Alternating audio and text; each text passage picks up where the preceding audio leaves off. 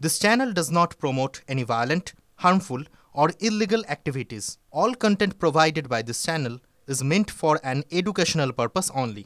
বাংলা বলায় বাংলাদেশি তকমা বাংলাদেশি সন্দেহে বীরভূমের দুই পরিবারকে ওপার বাংলায় পাঠিয়ে দেওয়ার অভিযোগ দিল্লি পুলিশের বিরুদ্ধে। মুরারিয়ের বাসিন্দা ওই দুই পরিবার দিল্লির রোহিণী কার্যমার্গ এলাকার বস্তিতে থাকতেন, ছোটখাটো ব্যবসা করতেন। এক শিশু সহ দুই পরিবারের 6 সদস্যকে 17 জুন গ্রেফতার করে দিল্লি পুলিশ। 26 জুন বাংলাদেশ পাঠিয়ে দেওয়া হয় বলে দাবি পরিবারের সদস্যদের। পরিবারের দাবি তাদের কাছে এদেশের নাগরিকত্বের নথি থাকা সত্ত্বেও পুশব্যাক করা হয়েছে। বীরভূম জেলা প্রশাসনের দ্বারস্থ হয়েছে পরিবার। উদ্বিগ্ন মুরারিয়ের দুই পরিবার। দিল্লি টাকা ধরে নিয়ে গেছে কেন? বাংলাদেশি বলি দেখে আমার সব 7 গোষ্ঠী এখানে, জন্মভূমি এখানে। আমার মেয়েকে জামাইকে আর লাঠিকে ধরে নিয়ে চলে গেছে, বাংলাদেশ পাঠিয়ে দিয়েছে। আমাদের গাঁয়ে সব ডকুমেন্ট আছে, সব আছে, দুটো বাচ্চা আছে, বাচ্চা দুটোকে নিয়ে গেছে, তখন বাংলাদেশ পাচার করেছে। জন্ম থেকে এদেরকে চিনি, এদের বাড়ি পাইকড়েই, এদের 6 জনকেই চিনি। আর দিল্লিতে গিয়ে নিয়ে চলে গেছে, দিল্লি থেকে বাংলাদেশে। আমাদের পাইকড়ের বাসিন্দারা এদের ছোটো থেকেই চিনি। শতাব্দী রায়কে কন্ট্যাক্ট করার চেষ্টা করেছি, তেনারা কোনো রকম পাচ্ছি না। সেই সময় আমরা সামিরুল বাবুকেও ধরেছি, সামিরুল বাবু দেখছি করছে। এরা সারা জীবনে মানে বাড়াবাড়ি এখানে থাকে, আমরা তো ছোটো থেকেই দেখছি। তাদের মা বাবা দাদু সবাইকে চিনি, এদের বাড়ি ঘর জমি জায়গা সবই আছে।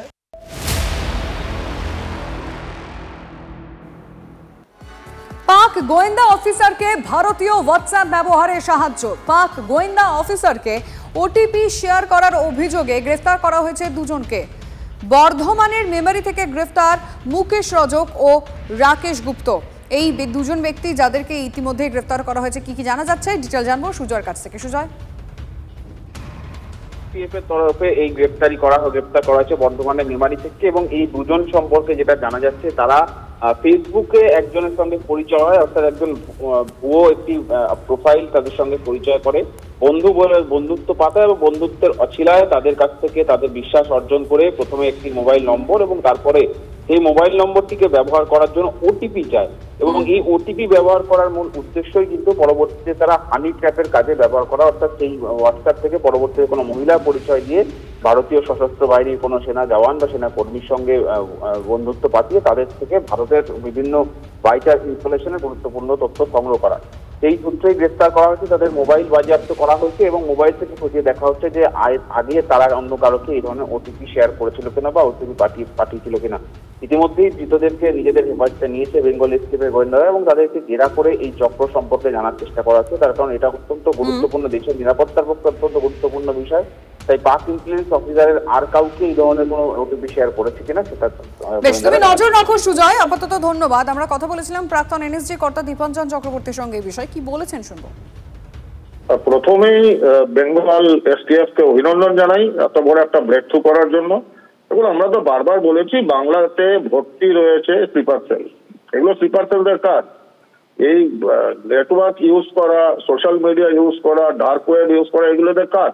এটা একটা বিরাট দেশ বিরোধী চক্রান্ত ছিল, এসটিএফ ধরেছে, অভিনন্দন। এখন দেখুন এর ভেতর থেকে আরো কি বেরোয়, অভিনন্দনযোগ্য কাজ, নো ডাউট। ফের ভুয়া আধার কার্ডের সঙ্গে জাল পাসপোর্ট তৈরি চক্রের পর্দাফাঁস। মুর্শিদাবাদের ভরতপুরে গ্রেফতার 2। উদ্ধার হয়েছে বিদেশি টাকা ও পঞ্চায়েত প্রধানের নাম লেখা নকল স্ট্যাম্প। ইন্টারনেট ব্যবসার ফাঁদ পেতে জালিয়াতির জাল ছড়ানো হয়েছে। ধৃত ইনামুল শেখ আলুগ্রাম পঞ্চায়েতের গোবিন্দপুরের বাসিন্দা। অপর অভিযুক্ত নিয়াজ শেখের বাড়ি বড়োয়া থানার কুলি গ্রামে। নকল আধার কার্ড, ভোটার কার্ড সঙ্গে একাধিক ল্যাপটপ, ফিঙ্গার প্রিন্টার, নগদ টাকা ও মোবাইল ফোন বাজেয়াপ্ত হয়েছে।